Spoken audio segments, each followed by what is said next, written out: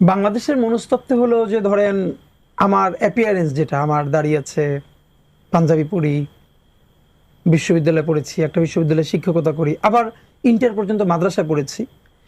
তো এখান থেকে উঠে এসে কেউ যেন অ্যাক্টিভিজম করে, ধরেই নেওয়া হয় যে এটা তো শিবিরেরই কেউ হওয়ার কথা।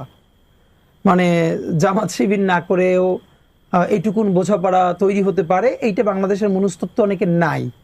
এটা হলো প্রথম একটা ব্যাপার। তা আমার ক্ষেত্রে ব্যাপার হলো, এই প্রশ্নের উত্তরে আমি কোনোদিন দেই না যে আমরা কার বি টিম।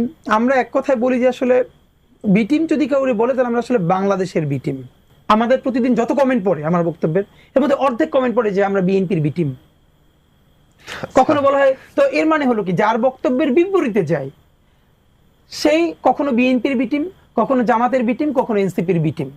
তো এইটা নিয়ে আমরা কোনো সময় করি না, কারণ হলো যার বক্তব্যের বিপরীতে যায় সেই সকালে, এবং যেই লোকটা সকালে বিএনপির বি টিম, জামাত